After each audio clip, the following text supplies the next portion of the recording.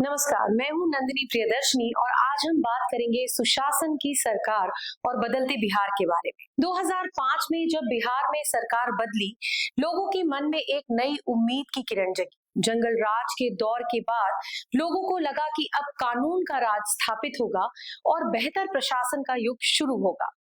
कुछ वर्षों तक लगा भी कि बदलाव आ रहा है।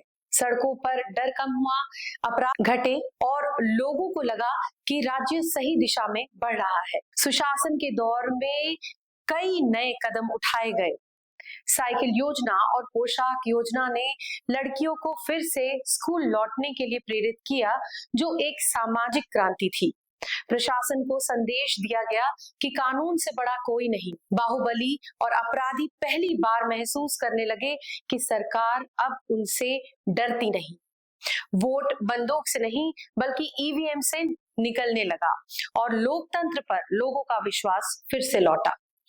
महिलाओं को 50% आरक्षण ने ग्राम पंचायत और सरकारी नौकरियों में नेतृत्व का मौका दिया।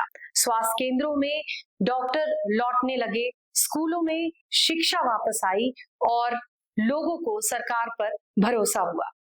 हजारों किलोमीटर सड़कें बनी, नदियों पर नए पुल तैयार हुए और राज्य का विभिन्न नगर और गांव जुड़ने लगे।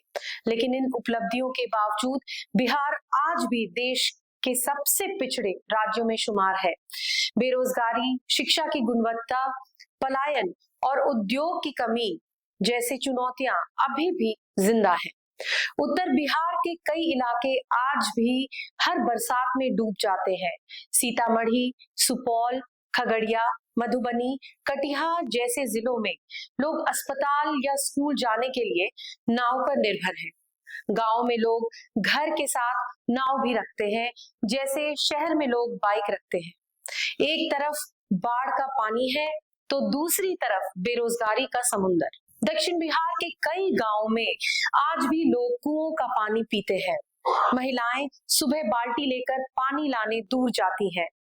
जहां देश डिजिटल भारत की बात करता है, वहां के गांव अब भी बिजली और पीने के पानी के लिए संघर्ष कर रहे हैं।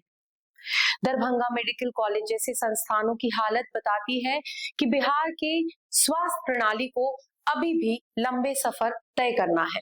नीति आयोग के मुताबिक राज्य की लगभग 32% आबादी अब भी गरीबी में जी रही है।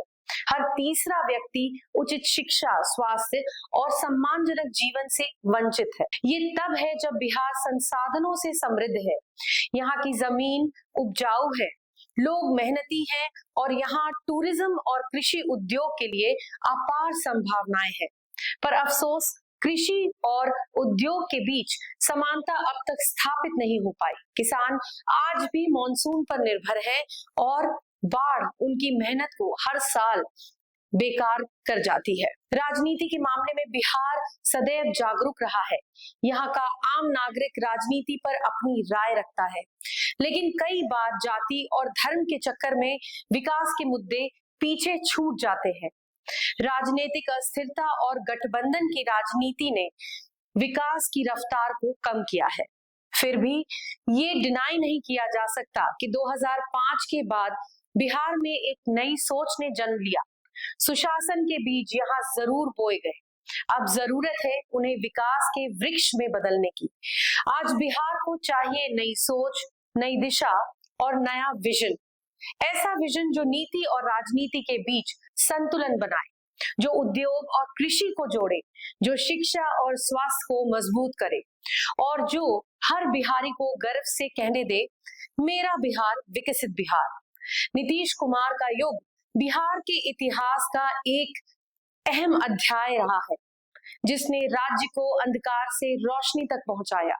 अब जरूरत है अगली पीढ़ी की उस सफर को विकसित भारत के सपने से जोड़ने की। बिहार ने बदलाव देखा है, अब उसे विकास बनाना है और ये तभी मुमकिन है जब हर बिहारी मिलकर कहे, अब समय है नए बिहार का।